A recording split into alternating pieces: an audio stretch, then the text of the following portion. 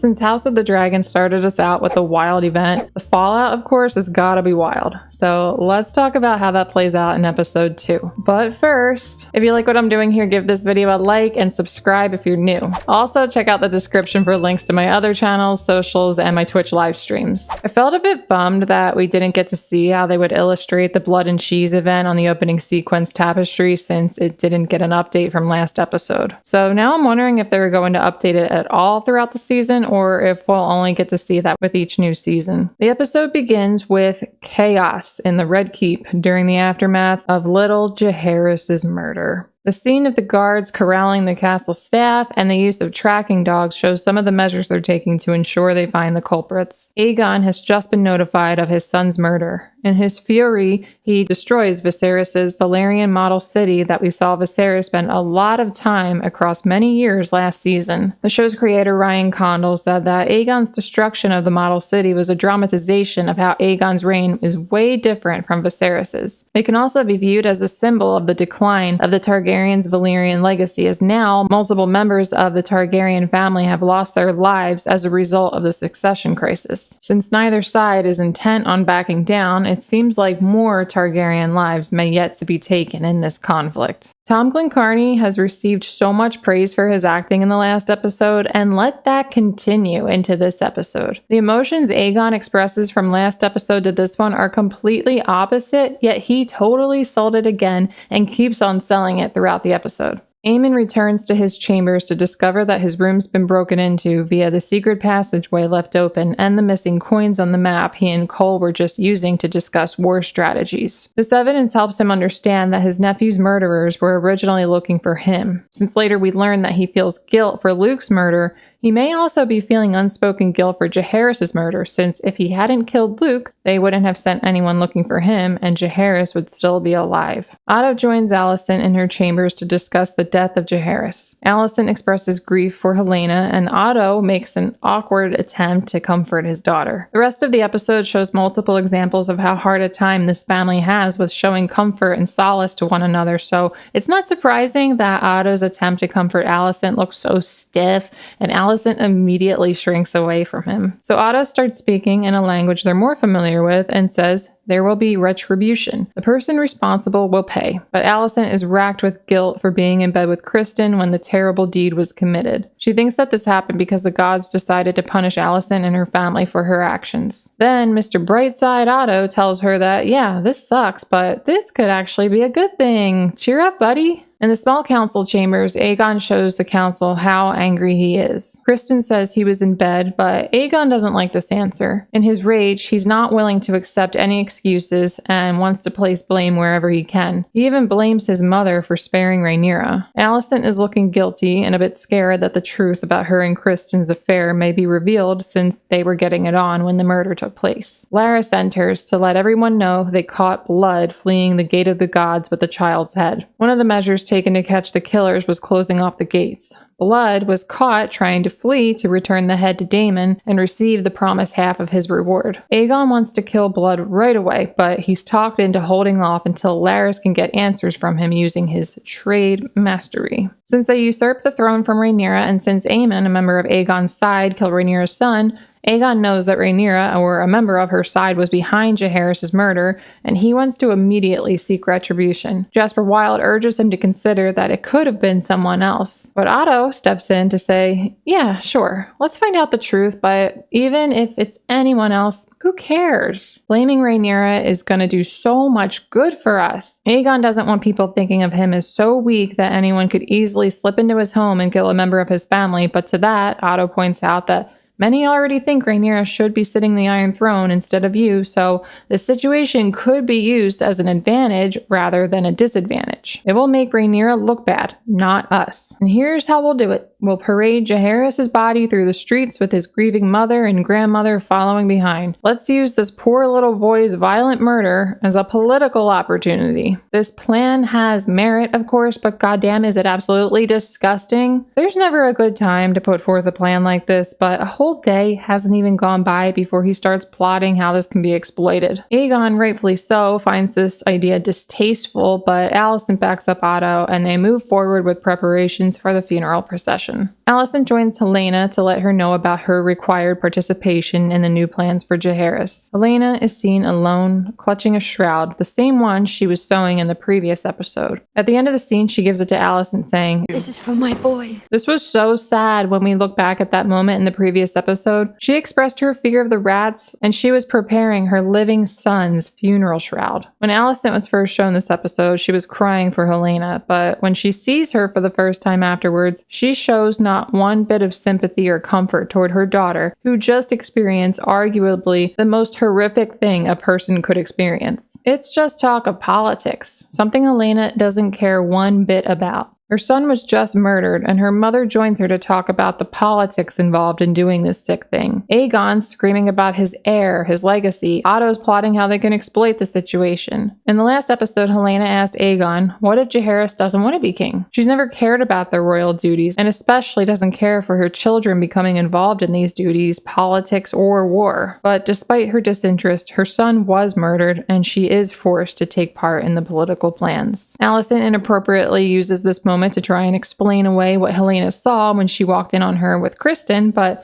Helaena doesn't care to hear it. The funeral procession that Alicent and Helaena didn't want to be involved in takes place with them involved in it. There's a gruesome shot of Jaehaerys' body with his head sewn back on, and a herald cries out, "Behold the works of Rhaenyra Targaryen!" and then styling her with Rhaenyra the Cruel, defiler of the innocent, effectively communicating to the commons that Rhaenyra would murder a child. A strategy like this is useful, as has been discussed and illustrated previously that power resides where the people believe it resides. Without the support of the small folk, Rhaenyra will have a harder time claiming the throne. Aside from the sympathy felt for Helaena during this stressful moment, damn, did they build up the tension here. The implied desperation to move the wagon, the suspenseful music, and the fast and frequent jump cuts and close-ups of the people closing in on the wagon made me think something terrible was about to happen, like Jaehaerys' body getting bounced off or a riot breaking out. Luckily that didn't happen, but poor Helaena just can't catch a break here. You can see the panic attack setting in even before the wagon got stuck, so she must have been suffering real bad. The scene is intercut with Larys confronting Blood in the dungeons. Blood is visibly terrified and starts talking the moment Larys reveals the torture instruments. He tells him that he was hired by Daemon and that he worked with an unnamed rat catcher. He asks Larys if he'll hurt him, and I honestly loved how Larys gave him one little moment of relief when he said no.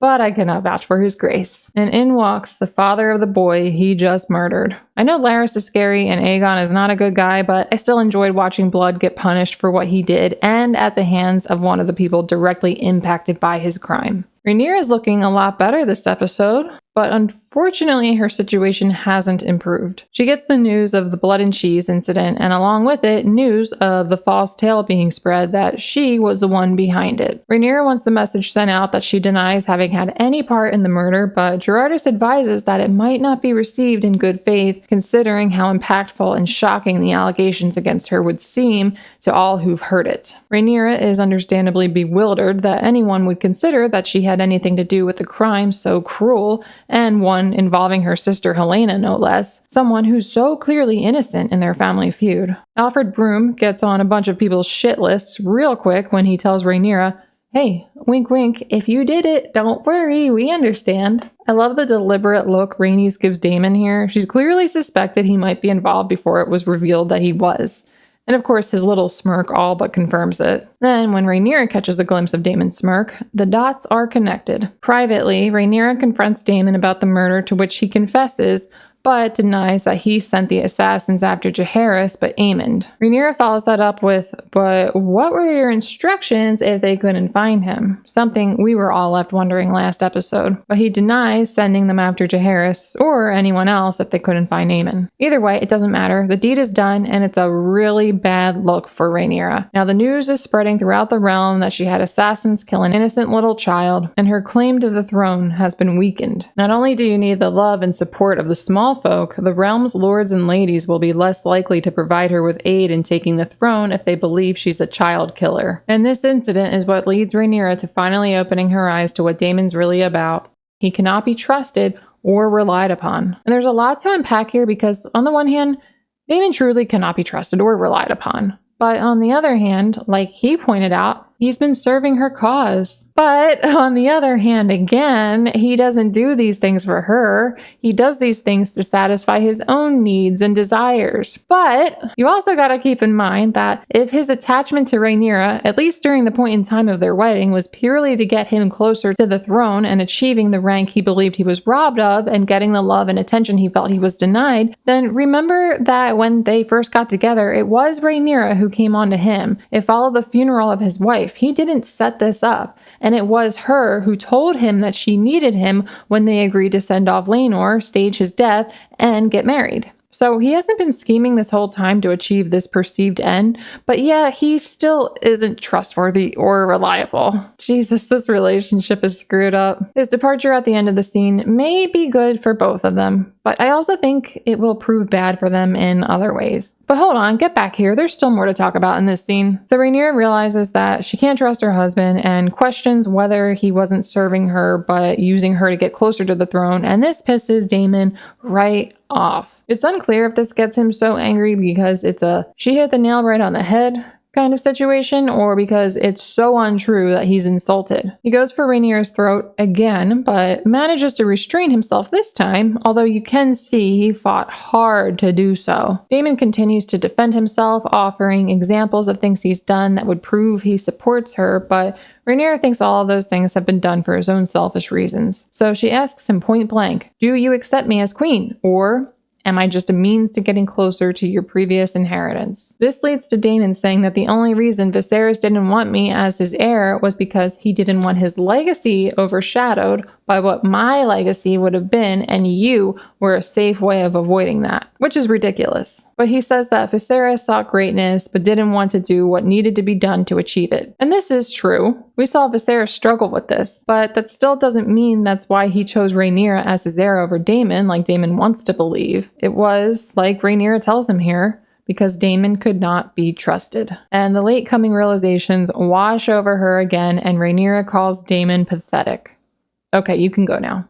Your relationship with your wife is in shambles. You could at the very least try not to let that happen with your daughter. Okay, he's out. Rhaenyra commands Baela to fly to King's Landing to keep an eye on the Green's movements, which is interesting considering that Jace offered to do this same exact thing earlier, but she forbade it. And it's understandable that she wants to keep her children safe after what happened with Luke, but she has no problem sending someone else on this mission. Aegon and Helena bump into each other on the Red Keep main drag, and it looks like they're about to have an exchange until Aegon keeps on walking. I initially thought this was him being cold, but his actor says during the Inside the episode that they communicate through pain and that Aegon's respect for his sister wife has grown since she's the only one who understands what he's currently feeling. It seems like Helena gets this too as she nods after Aegon passes. So it's good to see that she's not 100% alone in her grief. Kristen looks at the scene of the children's furniture being dismantled with a look of guilt, probably feeling like if he wasn't in bed with Alicent, then the murder wouldn't have happened. Then we see him standing watch outside of Alicent's chambers. She asks him if he's blabbed, and he asks,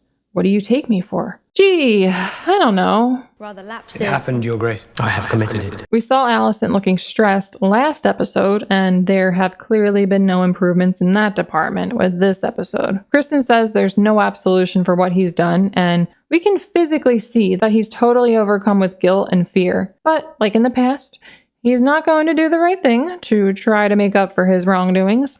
What he's going to do is try and make someone else feel guilty. Kristen gets on Arik about his dirty cloak just as a little prelude to getting on him for not protecting the prince the night he was murdered and his brother being a traitor. And Arik isn't going to take this bullshit accusation lying down.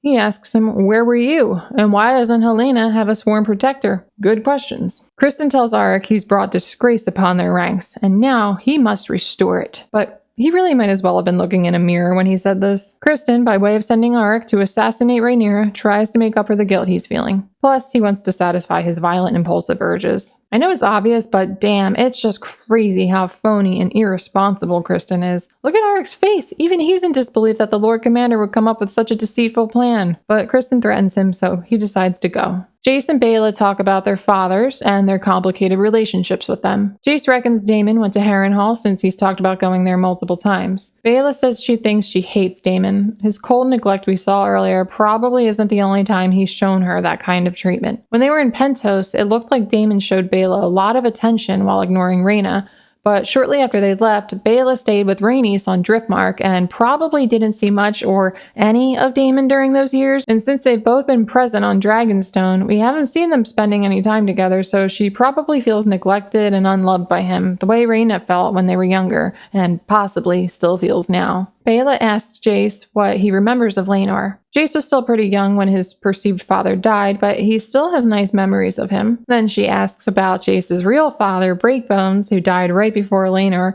quote-unquote, died, and Jace seems to remember him fondly as well. Jace opens up about how he misses Luke, which is nice to see that the writers are not immediately moving past this tragic experience to focus exclusively on the next big plot point. The scene is also nice for the sake of getting a glimpse into the good relationship between Jace and Baela, since they're to marry each other someday. Aemond has returned to Madame Sylvie, the brothel owner from last season. We learn the reason why Blood and Cheese couldn't find him was because he was here with her. Aemond likes to think that Daemon fears him, which is why he sent assassins after him, even though the real reason was revenge for Luke. Aemond looks like he may have some mommy issues, while we see him in an incredibly vulnerable state, a state which we have not seen since he was much younger. If he does have mommy issues, it's not too surprising given how we see, especially in this episode, just how much support Alicent provides her children. He then, interestingly, disclaims that he's regretful and sorry for Luke's death, although I don't suspect he'd make a confession like this to anyone else. But more importantly, he points out that the reason it happened was because he lost his temper, to which Sylvie responds with, "When princes lose their temper,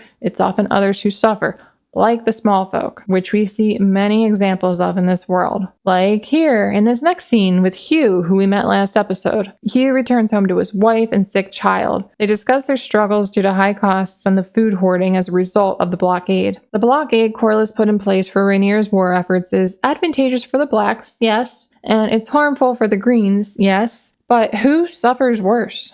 The small folk, as we are shown from an up-and-close first-hand account. This family stressed and scared about what might happen if things don't start changing for the better, and they're just one of many families experiencing these struggles. We return to character Alan, who we met last episode, but now we meet his brother Adam, who he's reunited with for the first time in a while. We still don't know too much about these brothers, but we can see that they have a loving relationship and respect for each other. Adam is hopeful that Alan will return to sea with Corlys once his ship's repairs are finished so that he can see a lot of success, as Corlys owes him for saving his life, but Alan isn't interested in getting involved in a war. He has a good idea of what may soon come and understands the dangers involved. Speaking of Corlys, he and Rhaenys discuss Daemon's issues. Together they come to the conclusion that while Daemon will not challenge Rhaenyra's claim, he certainly won't allow her to tell him what to do. And what Rhaenys says about Daemon is important because they've known each other since childhood. Their fathers were very close as brothers, so she knows what she's talking about when she's talking about Daemon. But they look positively on the situation and decide that all will be forgiven if Daemon can successfully take Harrenhal, a seat with high strategic value in the war, and that Rhaenyra should be okay in Daemon's absence as long as Rhaenys is present with Meleys. Mysaria is brought before Rhaenyra so that she can learn about her involvement in the Blood and Cheese debacle. She tells her the truth, that all she did was provide Daemon with the names in exchange for her freedom. Rhaenyra shows a little bit of threatening, which is totally unfair, considering Mysaria's position and lack of responsibility in what transpired, but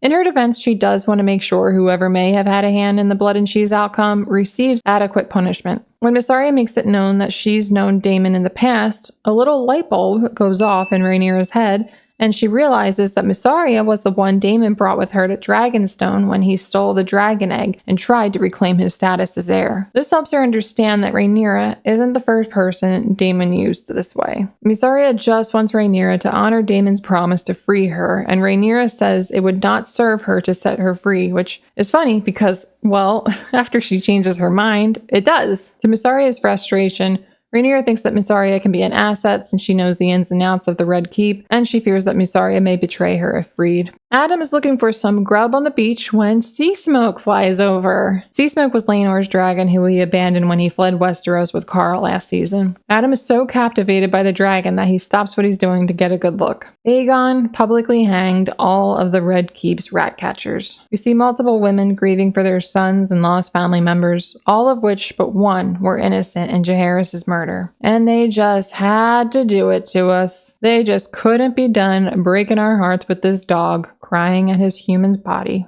Now that they have no more rat catchers, Otto storms into these chambers in the keep and says, "Release the kitties." Except for that he doesn't, and he should have. But whatever. They're going to need a lot of kitties to deal with their rat problems. Otto storms into the room to confront Aegon about publicly hanging innocent men. Because, here we go about bad looks again, this is a bad look. Aegon doesn't care at all for what Otto is saying. He's done listening to him. Before Jaehaerys was murdered, Aegon wanted to act, but Otto was promoting diplomatic approaches, saying he sends ravens by the hour to rally the great houses of the realm to their side. Post Jaehaerys' murder, Aegon is done heeding pleas for diplomacy.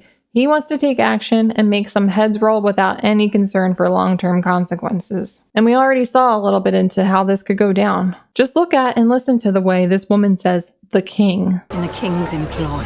We've already talked about it. You need the support of the small folk, and publicly hanging a bunch of innocents is a great way to lose that. They may already be on the verge of losing the support of the small folk as it is. Earlier, we just saw one of many families suffering from high costs and little food. Even though the blacks implemented the blockade, it may be blamed on the closest members of the government, the people residing in the Red Keep that looms over the city, the guy who everyone witnessed being named king. Otto is outraged by the Ratcatcher's execution because he's been working hard and carefully for years here to get a member of his line on the throne, and now that he's accomplished this goal, Aegon is quickly messing it all up for him. Now, I don't know if this was meant to be hilarious, but I cracked up when Aegon said, "Sir Criston Cole has acted." And Otto slowly turns his head with a look on his face like, for fuck's sake, what now? When Otto asks if Criston sent Arik alone, you can see the doubt on Aegon's face when he says Arik is pretending to be his twin. Like, come on, this was a good idea, wasn't it? You at least like this one, right? Right? Gods help us all. Otto tries appealing to Aegon's memory of his father, which is not the way to go, as Aegon and Viserys didn't have a good relationship, but Otto's probably just going for one last attempt, and when that doesn't work, he's like, fuck it. Viserys was right about you. Stone cold. Then he's fired, and Criston Cole becomes the new hand of the king. King Jaehaerys actually had a Kingsguard Lord Commander as his hand for a short time, and it didn't work out. The beloved Rhaenyra Redwine took over the position and did a really bad job, despite being great at his other job. Now I know Criston Cole and Rhaenyra Redwine are two different people, but Criston Cole has never been trained in governing and has never even considered the possibility of obtaining this post, so I think we can safely assume that he's not up to it. Not to mention, he doesn't even do his current job very well with all his oath-breaking, deceit, and violent outbursts. So it should be interesting to see how it all pans out. Now, we'll talk about the issue with Otto, but first, I want to say that he was right when he told Aegon that he'll regret firing him. Otto's not a good guy, but he is certainly a better choice of hand than Criston. Better than a lot of people, probably, because he has so many years of experience. And while he spent a lot of his tenure trying to place his own bloodline on the throne, that wasn't the only thing he accomplished, worked toward, or learned, so he would have been the better option. But perhaps not, because Aegon was likely not going to start listening to him anyway. His ears are only open to anyone offering concrete plans of revenge and war. Ones that end in lives lost. Back to Otto's dismissal, seeing him get canned, again, was so satisfying. This is what you wanted, remember? All your plotting and scheming that started before Aegon was even born paid off. You got what you worked toward for so long. And here's the result. You're fired and humiliated, and the realm is now being run by impulsive, low-honor, loose cannons. Rhaenyra felt guilty about keeping Mysaria in prison, so she sets her free and lets her board a ship to Myr. But on the way to the boat, she sees Eric again, except, hold on, wasn't he just, how did you? Oh, right, he's got a twin. Mysaria could keep going here. She could just go board the ship, but she decides to head back to the keep and alert the right people, ultimately saving Rhaenyra's life. And Rhaenyra kind of saved her own life by freeing Mysaria. If she hadn't let her go when she did, Eric would never have intervened and stopped his brother. Arik makes his way around the castle, and since everyone who sees him would think he's Eric, they're not concerned. Look at that stealth move, damn. I like to think that when Eric looks back here, it's not because he could just sense any old presence or that he might have heard a little something, but that he experienced some kind of twin telepathy and could sense his brother's presence. Now that Arik spotted Eric, he knows where he can go without running into him or without the same people seeing them back to back. Pretending to be his brother, he sends off Laurent Marbrand, offering to take over his guard for the night. Once Rhaenyra is in bed, Arik makes his move. Rhaenyra thinks something important must have happened for Eric to be barging in like this until he draws his sword and he enters the room again. But wait, oh right, he has a twin. Oh shit. Eric and Arik engage in a fight to the death until Eric kills his brother and then falls on his sword out of guilt for killing his twin. This scene was devastating and tragic. I thought it was so well done. Achieving the desired effect shouldn't be too difficult when two brothers try to kill each other, but it was extra sad when Arik said, "I still love you, brother," and when Eric couldn't live with himself after needing to kill Arik. And then Eric's decision to end his life at the end while asking for forgiveness. Plus, the choreography was really well done. This feud over the Iron Throne takes more lives. Uncle has killed nephew, uncle has tried to kill nephew, brother kills brother, and brother and sister go head to head with no peaceful end in sight. The Cargill twins aren't even members of the feuding family. They just serve them, yet they were still willing to fight and kill each other over this conflict. This is the last time we see Rhaenyra this episode, so it should be interesting to see what she and the council have to say about this attack on her life. Otto and Alicent discuss Otto's dismissal and Aegon's impulses. They talk about how Kristen and Aegon together will probably make things even worse since they want quick results, vengeance, and are unable to think far ahead.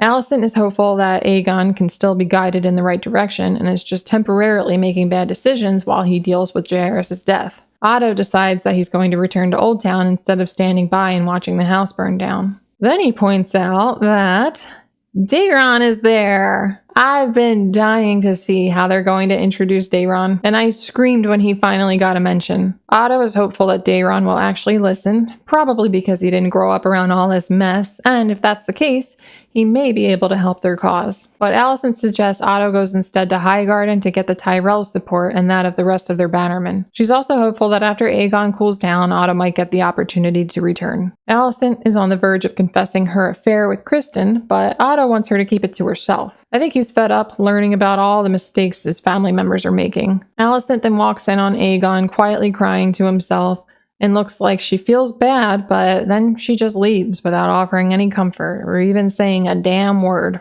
She returns to her chambers to find Kristen waiting for her there. She is not happy with him as she starts beating him, but she moves past it quickly enough and they get it on again. So while she's overcome with guilt about sinning, she just keeps on doing it.